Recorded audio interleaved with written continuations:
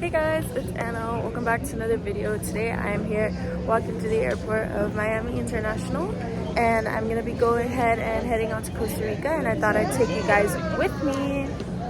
For those of you who don't know, I am being flown out to Costa Rica because I got invited to a very special exclusive film festival ever since we launched our short film Inside, and thanks to you guys it has blown up so much and we've had so much success, so I have nobody else to thank but you.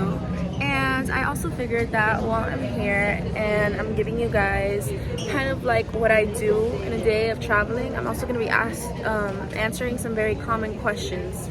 Right, so based on the most asked questions, the question for today's video is going to be, how did my production skills develop throughout the filming of Inside? Okay, so making my film Inside really pushed me to develop my production skills, especially in cinematography and sound design. Because the opening of the film relies on the unsettling feeling of being watched, I had to be very careful with every technical choice, with little to no dialogue, and we only got the dialogue towards the end. We made sure that the visuals and the sound had to do most of the storytelling. In terms of cinematography, I learned how much framing and camera movement affect mood. I became more intentional with shot composition. I made sure to use tight framing and off-center shots to make the audience feel uncomfortable and as well as restricted. I also experimented with longer takes and slower camera movement to build tension instead of rushing the scene. Throughout the project, I improved at planning shots in advance rather than filming randomly, which made the final product more controlled and effective.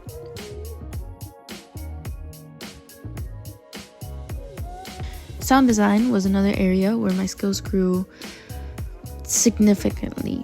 Since the dialogue was very minimal, I heavily relied on ambient sound, silence, and subtle audio cues to create anxiety. I learned how powerful silence could be, especially when it's used to make the audience sort of anticipate something that has not happened yet.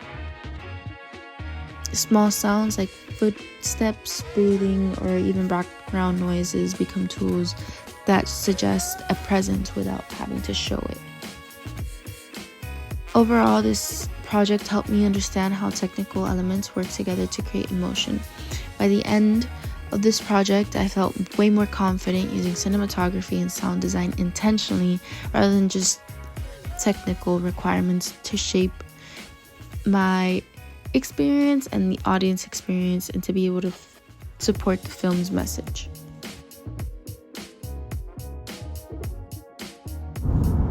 Through this process, I learned how powerful camera placement can be. Simply changing angles or framing was enough to turn a routine, everyday scenario into something that's tense and unsettling. It showed me that effective cinematography doesn't always rely on complex equipment or extreme action, but on how intentional choices that guide how the audience experiences the scene. Overall, sound also became a way how to reinforce the film's messages about awareness.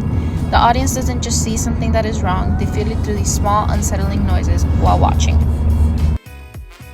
Thank you guys so much for watching this video. Please stay tuned because in the next one I will be answering my second most asked question, while I also give you guys a tour of all the activities I'm going to do here at Costa Rica.